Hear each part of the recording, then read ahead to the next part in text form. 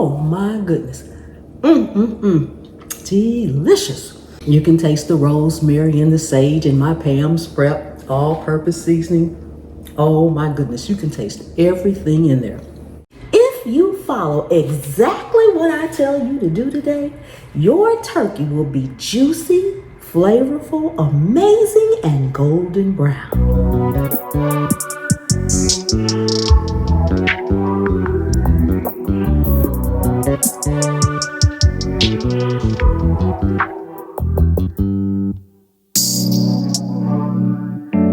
A lot of people think that cooking a turkey has to be hard. It's different, it's a turkey, and they just don't know what to do. It's as simple as cooking a whole roaster. It's actually the same way, or at least my method is, and I have amazing turkeys. So today, I'm going to show you how to cook a turkey based off of the process from a whole roaster. So you'll know how to cook a whole roaster and a turkey too. If you follow exactly what I tell you to do today, your turkey will be juicy, flavorful, amazing, and golden brown. And just like a turkey, you'll see there's a thermometer in this whole roaster. You want to take your wings and make sure they are good and dry. Then I have a piece of foil sitting here. Tear this piece of foil in half. Doesn't have to be perfect, doesn't matter. Fold it in half and then cover the very tips of the wings. Cover them really well, just like this. Folding it down, want to get the wings good and covered, both of them.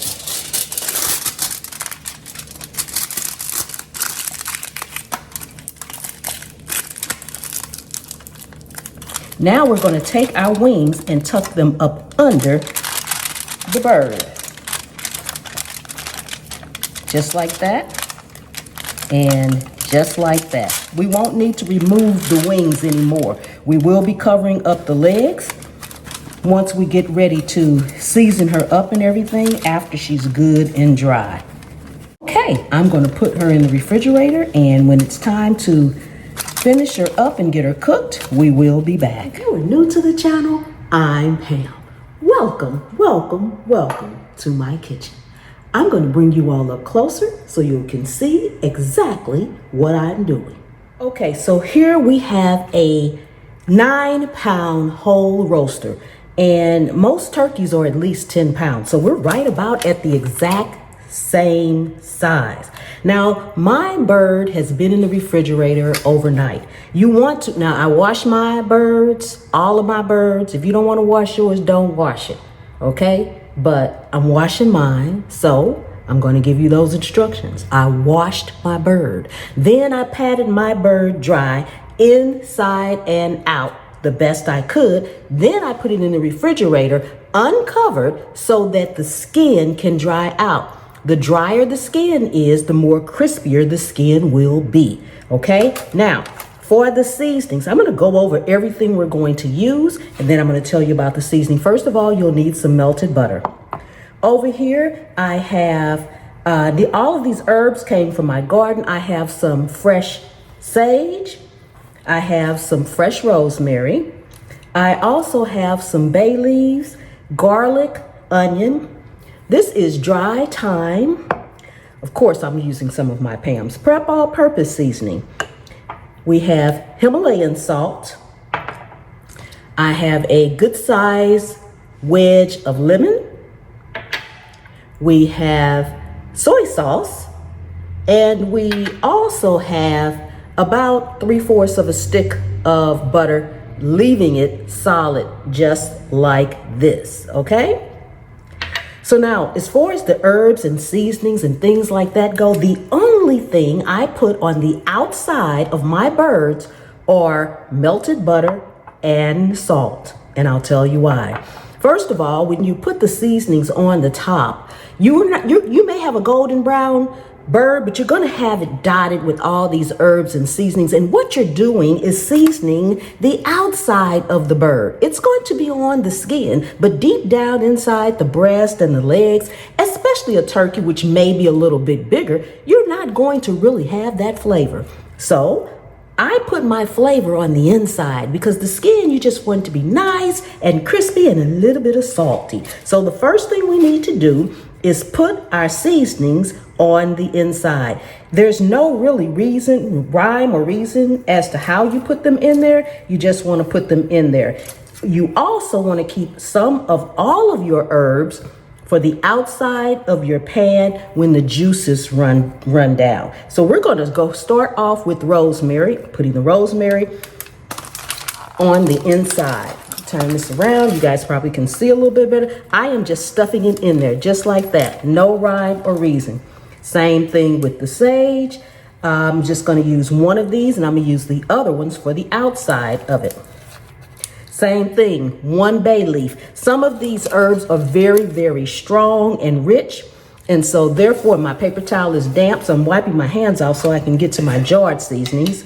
I am going to put a teaspoon of dried thyme. And if you want to put the herbs on the outside of your bird, be my guest. It's your bird. Do your thing. Put those in there. And I am going to put about a teaspoon or 2 of my Pam's Prep all-purpose seasoning, okay?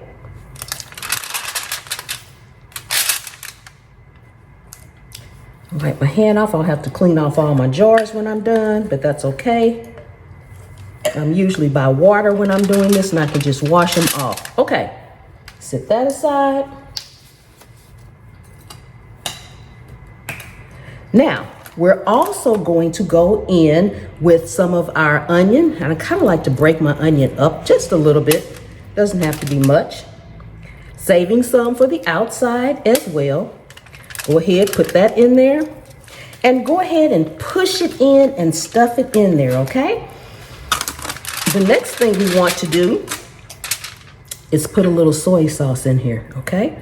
So stand your bird up and get her in there. We are going to put this butter on the inside. It's going to melt slowly, basting and allowing the herbs and things to release their oils and their flavors throughout. So go ahead and stuff that down in there. And the same thing with this lemon. Stuff it down in there. You don't even need to give it a squeeze. You're going to stuff it down in there. Now, typically you want to go ahead and tie your legs off. So let me grab some twine and I'll be right back. Okay, so I have a piece of kitchen twine. It's not a large piece. You don't need a large piece. And there's no real rhyme or reason as to how you tie the legs. You just want to tie them so they won't sit out like this when they're cooked, okay? Now, I like to try to pull the bottom part up. Sometimes it comes up and stays, and sometimes it slips out while the bird is cooking. But I just kind of bring it up like that, bring a piece of string up and twist it this way. And then grab my legs together, okay? And it kind of all comes together. Sometimes you have to pull a little bit, but that's okay.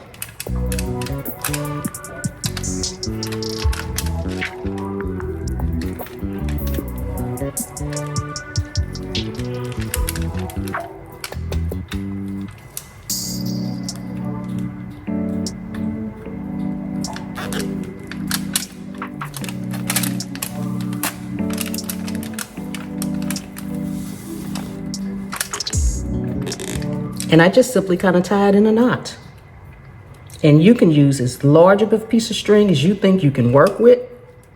You're going to cut it off in the end, so it doesn't matter how big it is or anything like that. Just pull my legs on back in there through that. Okay, so now I'm going to take this piece of foil and we're going to wrap it around the legs. We did the wings earlier. The reason you do that is because this part of your turkey, your roaster, will cook the fastest. So you want to cover it so that it won't burn, okay? So just take this. You don't have to worry about that part down there unless you just want to. You want to cover the legs. Push it down in there like that. That also helps the string stay on. And that's all you need to do for that. Now, these pieces, they just sit down here. You just want to put them down and around in the bottom. That's all. Because the flavor, as the juices from the turkey, the whole roaster, runs out of the turkey, you're going to have a wonderful, flavorful broth. And I also kept the giblets from this whole roaster because that's what you want to make your gravy out of. Okay, got some cloves of garlic here. And I meant to put a couple inside, so I'll just stick one in there and put one right there. Next thing we're going to do is take our butter. And we're going to take this brush and we're going to brush it all over. Your bird should be cold, so the butter should stay in place because it's kind of solidifying a little bit while you're brushing it on. Make sure you brush all the exposed pieces really, really well with this butter. This is going to not only provide flavor for the skin, but it's going to also keep this bird nice and moist. And while we are doing this, make sure you get your oven preheated to 400 degrees Fahrenheit. Now, this is like I said, it's 9 pounds, so it's almost 10 pounds. So if you had a 10-pound turkey, you want to preheat your oven to 400 degrees. And you're going to cook this bird covered for the first 30 minutes at 400 degrees. And then you're going to drop that temp down to 375 and let her continue to cook. This thermometer right here, you want to pay attention to it. After your turkey or your whole roaster has been in the oven, depending on the pounds, it's typically 20 minutes per pound. So for this bird, it's going to be about 3 hours. So when we start approaching that 3-hour mark, that's when I'm going to look at it. I don't need to do anything else until that time comes. Once this pops, whether it's your turkey or your whole roaster, once your thermometer pops, it's going to pop out, stick out. Once that happens, that means your turkey, your whole roaster, or whatever is done on the inside. And at that point, you want to go in and remove the foil. And once you remove the foil, you want to start checking it maybe like every 5 minutes. And some ovens, mine included, you have to rotate it. Turn it this way so it can get brown here. Turn it this way so it can, you want an even brown. So you got to keep rotating it every 5 minutes until it's golden brown. Because at this point, it's done. The only thing you're doing is getting that golden brown color onto it. Now I put about a half a cup of water in that same cup that I had the butter in, and I'm just going to pour it in the bottom. You do not need chicken broth. You do not need anything like that because your chicken has its own flavor, and that's what you want to come out. You don't want any extra additives or anything like that. Why are we putting water in the bottom? Because that's going to help it start to cook a little bit faster. And I would check it about halfway through just to make sure that your turkey or your whole roaster doesn't have so much juice that it's running out. Depending on the size of your pan, you may need to take some of that water out. And a good tool to do that with is a turkey baster. Just like you can baste stuff with it, you can suck that juice out of there and put it into a pot. Okay, so now this is just Himalayan salt, and we're going to go over and we're going to salt our skin really well.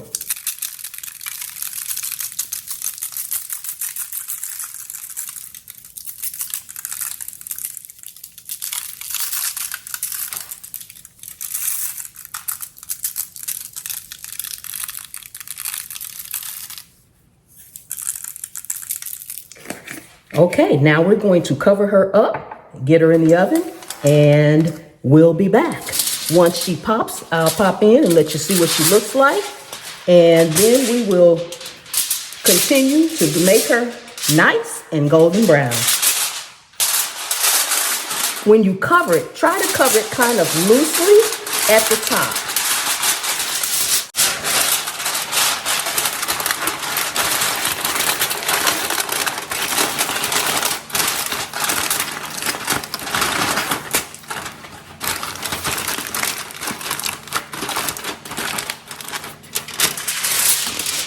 Same thing with the other side. And we'll be back. Okay, as you can see, the thermometer has popped. This is the time you want to take your foil off and we begin to rotate. We'll leave it in this position and we'll rotate it around as we go so that it can brown evenly. I am also going to take some of this liquid out of the pan, and you can use some of this for your gravy. Ooh, okay, we are all done, and look at how nice and brown, golden brown she is. Isn't that amazing? Yes, we take our little foil off here. It has not rested very long. The longer you let it rest, the better your slices and things like that will come off. It's rested a few minutes, but not very long. So we want to just take the foil off the legs here, just like that. And you can also just pull the thermometer out, whether it is a large roasting bird like this or a turkey.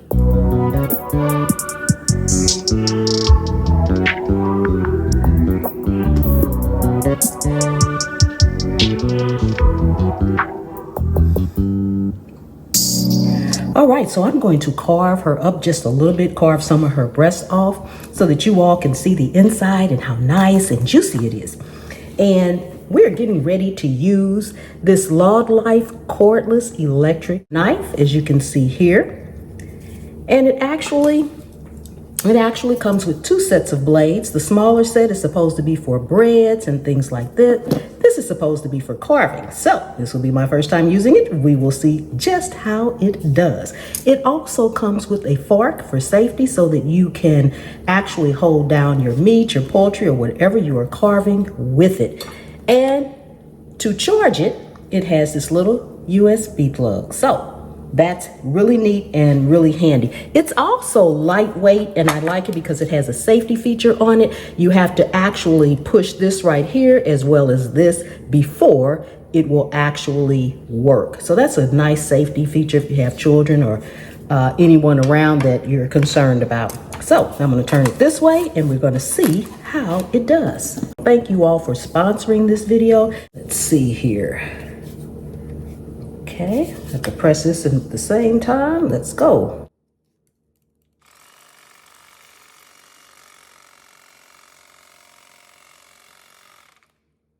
Oh, that cut like butter. That was nice.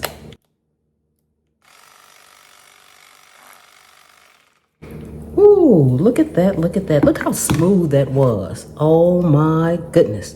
This is nice and juicy. Yes. Oh my goodness. Now I'm going to get another slice off of here just so that we can do our taste test. And we can see how it works one more time.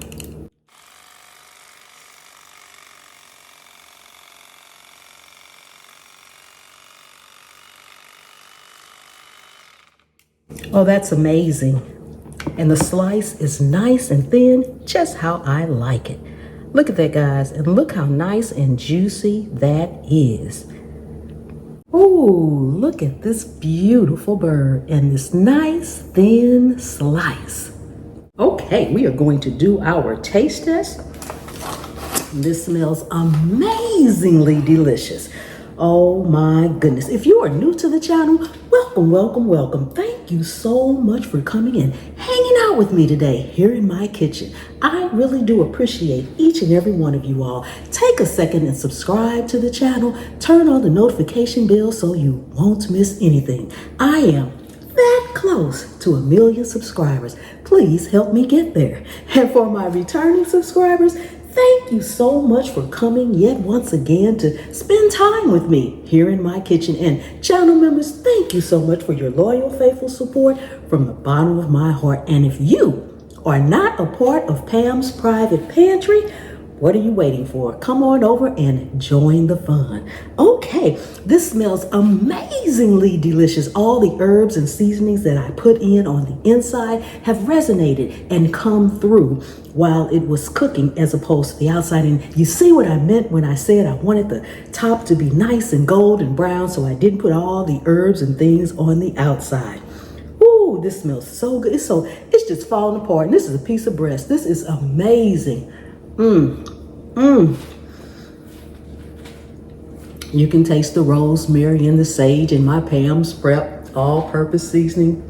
Oh my goodness, you can taste everything in there. And I do want to say one thing, that if you are someone that does not want the salt or the sodium on top of the bird, how I salted it after I put the butter on there, use unsalted butter. Make sure you use unsalted butter. But if you don't want the additional salt, it's not necessary. It just brings out more flavor to the bird. It really doesn't do anything else as far as the browning process is concerned, so you won't miss out on that. Oh my goodness. Delicious. Y'all know I gotta go eat. I will see you all next time. The good Lord willing and the creek don't rise. Bye-bye.